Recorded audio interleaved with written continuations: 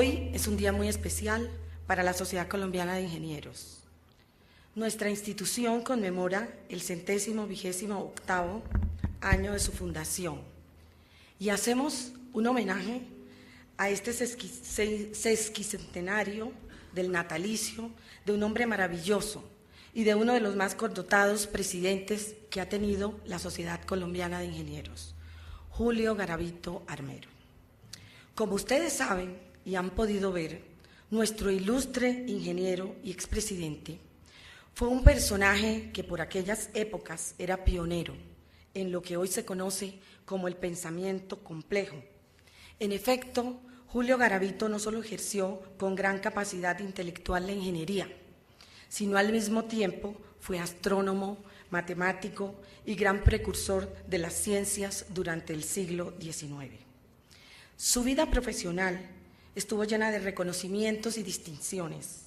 Sus variados estudios, muchos de ellos publicados en la revista Anales de Ingeniería, abarcaron campos como el estudio de las cometas, los eclipses solares y aquellos donde tuvo mayores reconocimientos, las reflexiones de la mecánica celeste, que posteriormente se convirtieron en estudios de fluctuaciones lunares, y su influencia en los comportamientos temporales, climáticos, hídricos y de los hielos polares, así como la aceleración orbital terrestre.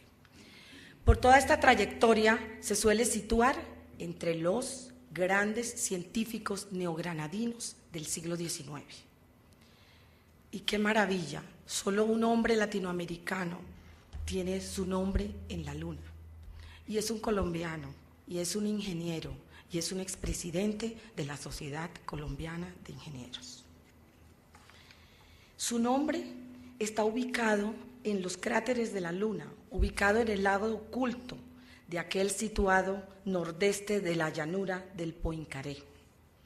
Al celebrar 150 años de su natalicio, es una ocasión para evocar no solo su figura multifacética de ingeniero, sino para discutir los problemas más apremiantes de nuestra actividad, que hoy confunden con los destinos del conjunto de la sociedad. La diferencia entre el tiempo de Julio Garavito y el nuestro tienen como constante el paso de los días, de los años. El tiempo es esencial en nuestras vidas, es la clave de nuestras percepciones, del proceso que ocurre en el mundo enigmático de nuestras mentes, cubriendo los acontecimientos que marcan nuestro viaje desde el nacimiento hasta el fin de nuestros días. Lo que aprendimos en las aulas universitarias, de la mano de muchos de los discípulos de Julio Garavito, es una constante esencial que se encuentra en todas las filosofías y, por supuesto, en el desarrollo de la ingeniería de excelencia. Así como el espacio impide que todo suceda al mismo tiempo, el tiempo impide que todo suceda a la vez. El tiempo fluye y esto es objeto de todo tipo de paradojas. El paso del tiempo no puede describirse más que con respeto a sí mismo. Y en ello encontramos una de las grandes encrucijadas del pensador tan importante como fue Julio Garavito, que llegó a oponerse incluso a la teoría de la relatividad. Las discusiones de nuestro ingeniero estaban atravesadas por la realidad de su tiempo y ella, como nos ocurre hoy en día, estaban llenas de dificultades y de riesgos. Se trataba sin duda de un hombre singular, de aquellos que no se producen en serie, como queremos hoy producir todo, incluso la ingeniería. Por ello, su aguda inteligencia, con la que desempeñó múltiples actividades, lo llevó a profesar desde la ingeniería las ideas humanistas de la Ilustración, combinando la destreza, la reflexión propia del pensador, de los asuntos humanos y el cálculo de las probabilidades, esencial para un buen desempeño de su actividad intelectual. Su enigmática personalidad lo llevó a ocuparse de la economía. Sus estudios en esta disciplina le sirvieron para ayudar al país a recuperarse de la guerra civil, estudiando los ciclos de la riqueza, las influencias humanas que afectan la economía, como la guerra y el exceso de la población. Hoy, a los 150 años de su nacimiento y 128 años de nuestra institución, al evocar su trayectoria intelectual, nos aferramos a ella para discutir los principales problemas de nuestro país, problemas del arte que se confunden hoy como ayer con los destinos de nuestra nación. En efecto, esta breve historia republicana, transcurrida desde el nacimiento de Julio Garavito hasta nuestros días, es un elocuente testimonio del papel que cumple la inversión en infraestructura para el desarrollo económico, político y social de nuestra nación. Durante todos estos años, la discusión ideológica ha girado en torno a la búsqueda de la igualdad a través de la inversión del Estado en la actividad económica en el mundo de hoy, que cada vez consolida un consenso sobre la conveniencia de administrar la mayoría de los recursos de la sociedad por medio de instituciones sociales del mercado. El problema no es tanto sobre la eficiencia que se alcanza con el sistema de precios, sino con la desigualdad que éste inevitablemente genera. El problema de la desigualdad se ha convertido en un problema capital en los tiempos que corren. Ella alcanza niveles impensables y su costo económico y social es una de las principales preocupaciones del mundo en que hemos tenido que vivir. Lamentablemente, el 1% de esa pirámide social es más opulento que el resto, reflejando no solo los problemas de equidad, sino lo más importante, la falta de políticas que lleven a la igualdad de oportunidades.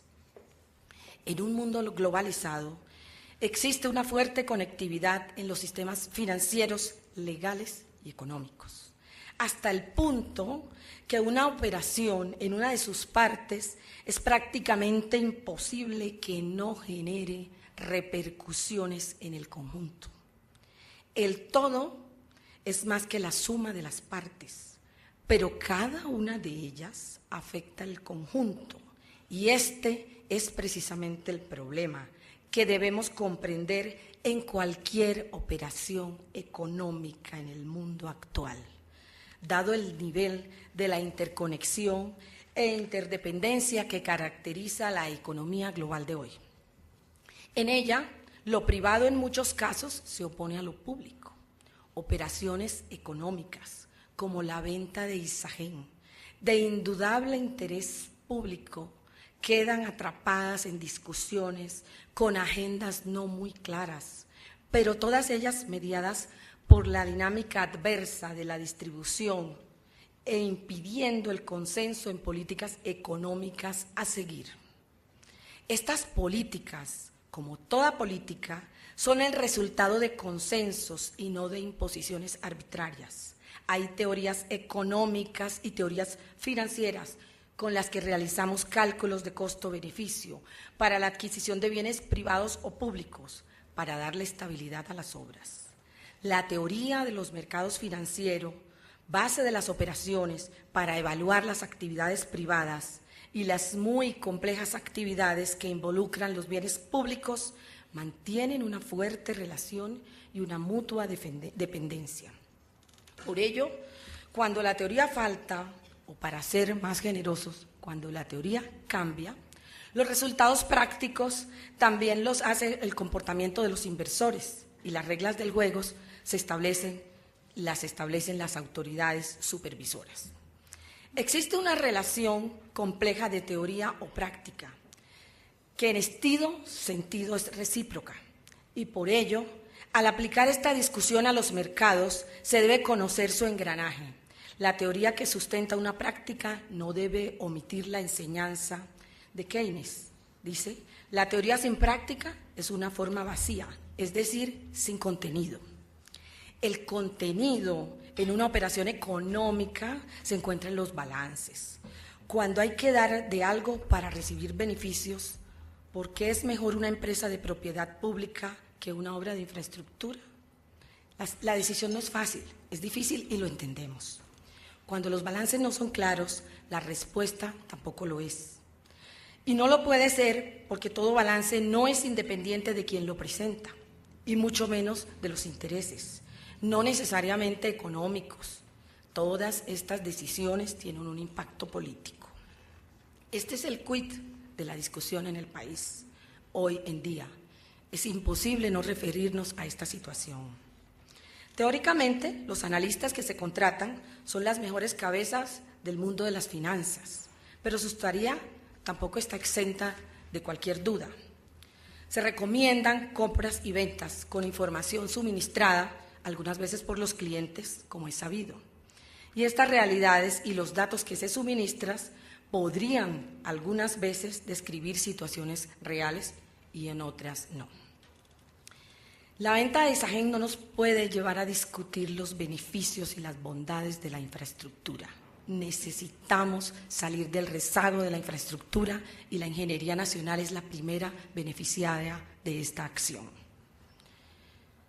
Pero es importante recordar, el Consejo de Estado impuso una medida cautelar y consideramos que el gobierno debe aprovechar el tiempo para hacer unos cambios regulatorios necesarios o verificar nuevas fuentes de financiación de las obras 4G, en un escenario donde el país actúe en consenso con el concurso de todos, buscando la modernización del país que tanto necesitamos y que la ingeniería es la primera en apoyar.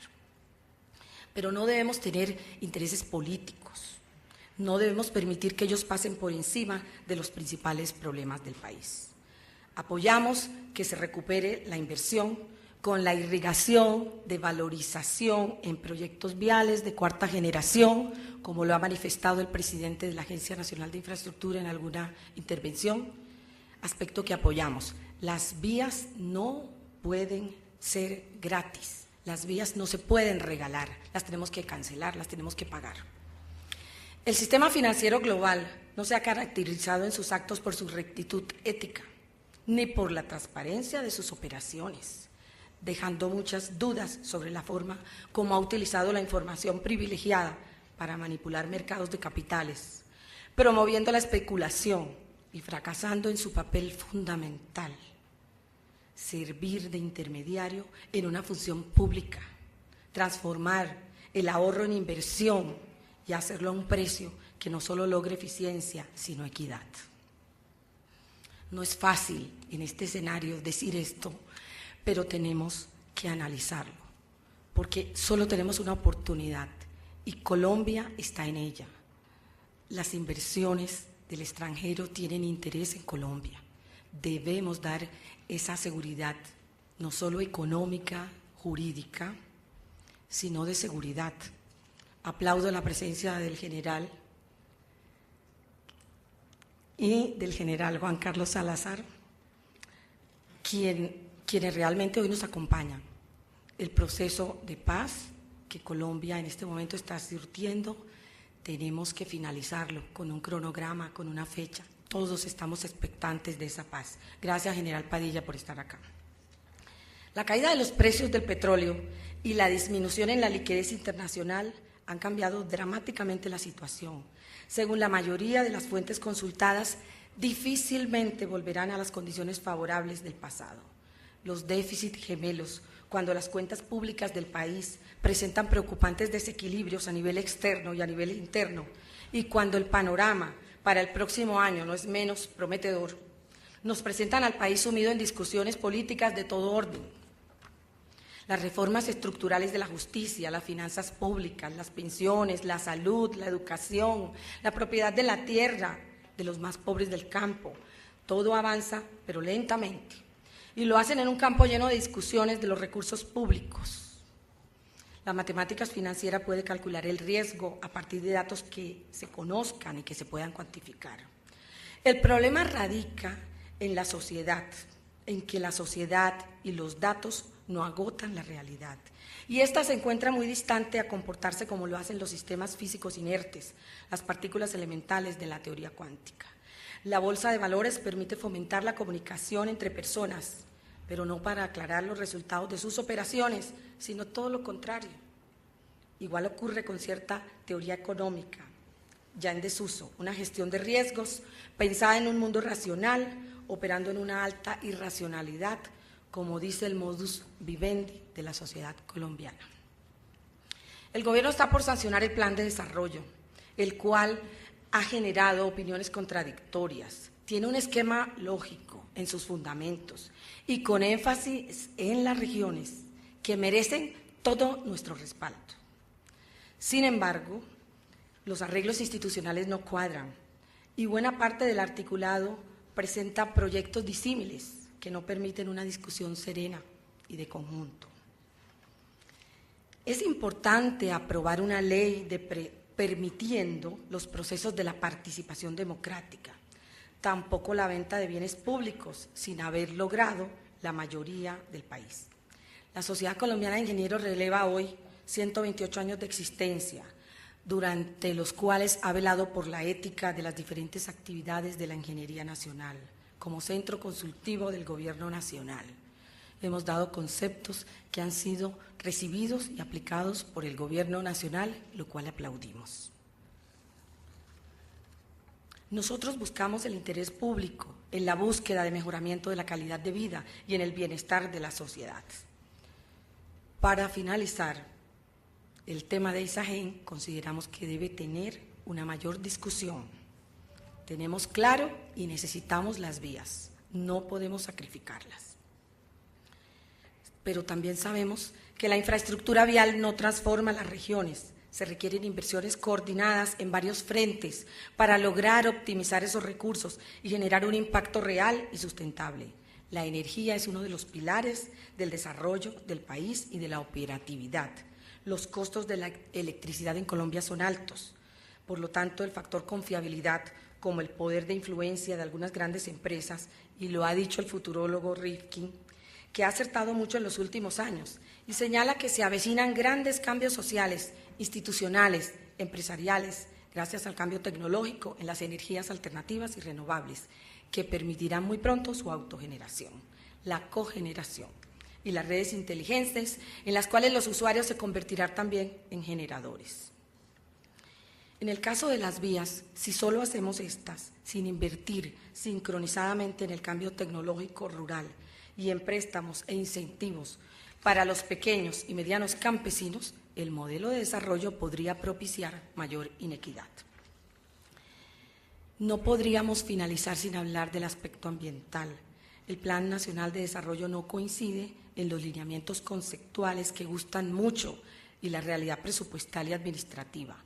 Colombia ha propuesto objetivos de desarrollo sostenible ante Naciones Unidas para reemplazar los objetivos del milenio, pero las palabras deben respaldarse con los hechos. La mejor inversión del país es la de restaurar sus ecosistemas para garantizar la productividad y la calidad de vida, para disminuir los riesgos sociales y económicos, y ello debe reflejarse en la inversión.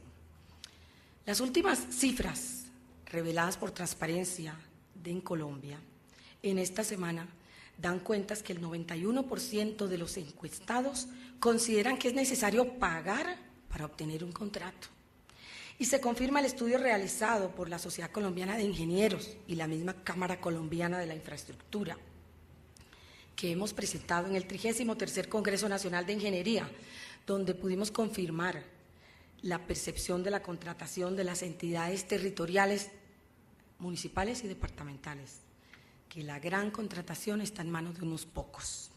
El 87% de la contratación en departamentos y municipios equivale a un valor cercano a los 15 billones de pesos y se adjudicó con una participación entre 1 y 3 oferentes, con el agravante de que no en pocas ocasiones el segundo y el tercero resultaron olvidadizos. Entonces valdría la pena pensar que era solo un oferente. Es por ello que hoy el Gobierno Nacional le otorga, con todo el beneplácito de la Sociedad Colombiana de Ingenieros, la Orden al Mérito Julio Garavito, al alcalde de Manizales, Jorge Eduardo Rojas, ingeniero civil, para quien pido un aplauso.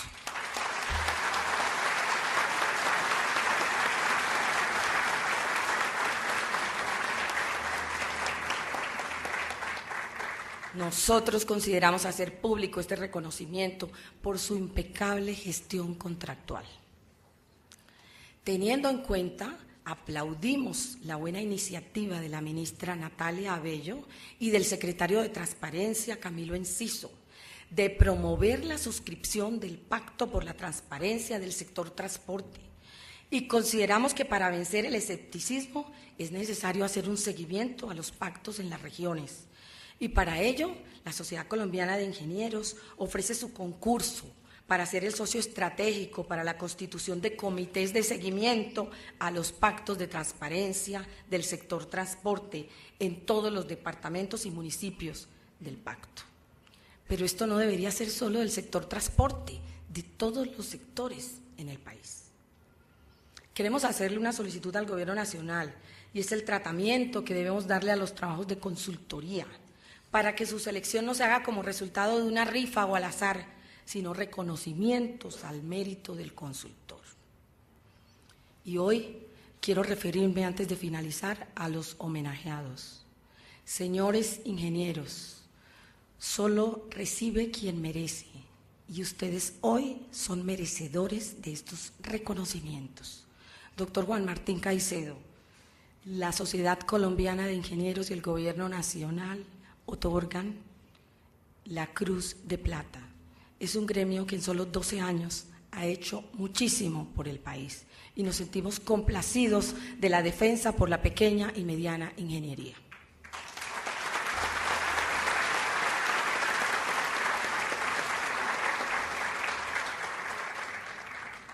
No debería referirme a los premios del gobierno, pero realmente el reconocimiento a los exfuncionarios del gobierno, como el doctor Manuel Rodríguez Becerra, quien aquí se encuentra, y el doctor Carlos Fonseca Zárate, que reciben la Gran Cruz. Ingenieros ambos, quienes defienden el medio ambiente y han estado trabajando en pos de él. Muchísimas gracias.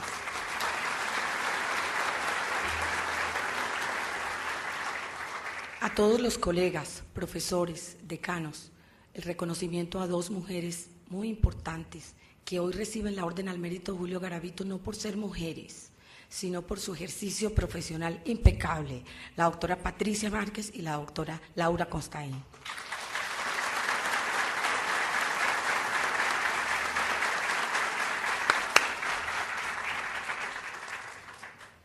Nunca antes se habían presentado o postulado 8 aspirantes al Premio Nacional de Ingeniería. Esto es impredecible, es impresionante y nos sentimos orgullosos. Doctor Andrade, habían 3 proyectos de concesiones: el viaducto, la solución en Gualanday, los puentes y los viaductos del sector 1 de la Ruta del Sol, donde se demuestra claramente que la ingeniería solo necesita recursos y tiempo. Con proyectos bien estructurados logramos unos desarrollos impecables de infraestructura. Pero el merecedor era uno, lamentablemente. Pero afortunadamente y coincidencialmente es el proyecto hidroeléctrico Hidrosogamoso de la empresa Isagen.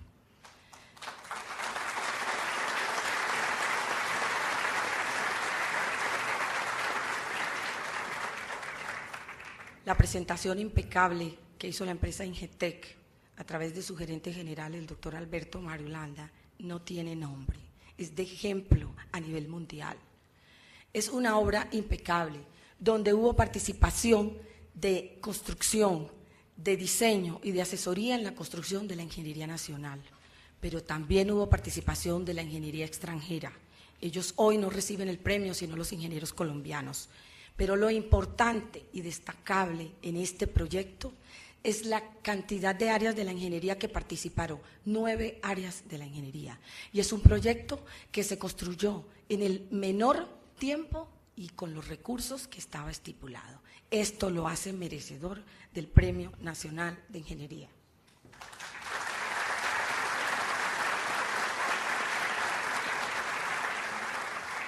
A todos los colegas que hoy merecen el premio, no puedo referirme uno a uno a ellos, ahora les haremos su homenaje. Felicitaciones. Colegas como ustedes son los que necesita la ingeniería nacional y el país. Al doctor Hernando Neira, la Sociedad Colombiana de Ingenieros, le hace un reconocimiento por su vida y obra.